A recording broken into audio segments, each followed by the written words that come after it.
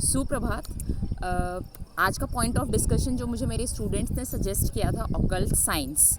उन्होंने कहा भी था कि जैसे इसके बारे में मैं एक मूवी भी देख रही थी, तब मुझे भी एक्चुअली फर्स्ट टाइम पता चला and I just little bit research about that. उससे पहले भी मैंने बहुत सारी चीज़ें ऑल्दो उसके बारे में रिसर्च की थी, बट उस टाइम हम लोग उसको we use to call it paranormal activities. फिर मुझे पता चला कि okay this is a kind of physics की पर्टिकुलर ब्रांच में ही आता है। बिकॉज मैं अभी पहले आपको बता देती हूँ ऑकल्ट साइंस होता क्या है, जिसमें हम बेसिकली एनर्जीज़ की स्टडी करते हैं। Energies in the sense positive and negative energy. Compass के थ्रू हम कितनी बार पता लगाते हैं कि जहाँ पे मैग्नेटिक फील्ड बहुत ज़्यादा स्ट्रॉन्ग है वहाँ पे नेगेटिव एनर्जीज़ हो सकती हैं। तो इसी को हम बेसिकली कहते हैं ऑकल्ट साइंस।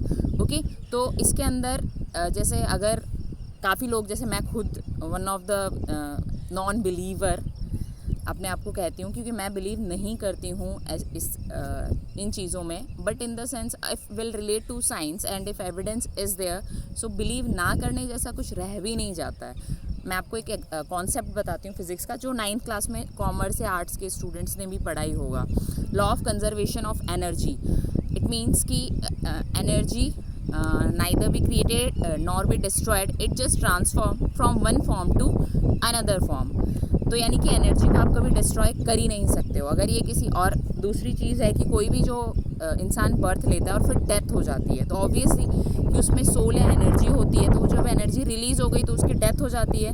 तो वो एनर्जी रिलीज़ होके ना तो हमने उसको बनाया था, ना हम उसको डिस्ट्रॉय कर सकते हैं। तो where it will move, it will find a body to move through it for the transformation itself. So basically according to this science we can say कि या occult science is there, negative if positive energy is there तो negative energies भी होती हैं। अब मैं इसका एक कॉन्सेप्ट एग्जाम्पल देना चाहूँगी आप लोगों को।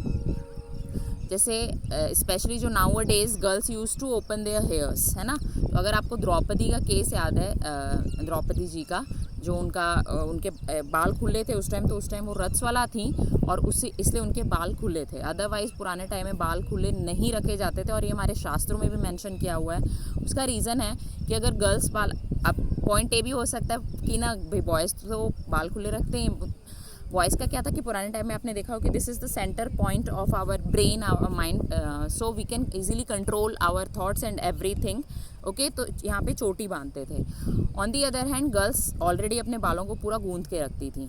अभी क्या है कि सभी अपने बाल खुले रखते हैं, जैसे लड़कियाँ। अब इट्स लाइक कि we are basically inviting negative energy through this, because it will open the hair.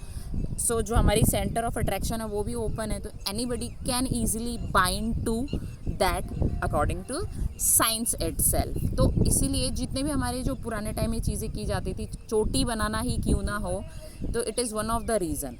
और वो रथस्वला यानी पीरियड्स के टाइम में इसलिए करते थे क्योंकि उस टाइम बॉडी से क्या होता था कि इम्प्योर जो ब्लड है वो रिलीज़ होता था। तो इसलिए कहते भी हैं कि उस टाइम ज़्यादा, जैसे आप किसी सर्कल से पास होना या इस तरह से ज़्यादा इधर उधर जाना, because of impurities itself related to negative energy. So we need to check out this. अब बिलीव करते हैं नहीं करते हैं, पर मैं ये जानती हूँ कि मैं खुद सबसे बड़ी नॉन बिलीवर थी, बट साइंस पे वी कांट से कि हम बिलीव नहीं कर पाएंगे, because science is all about evidence. Definitely I will come with more videos about occult science. Take care of yourself. Thank you so much.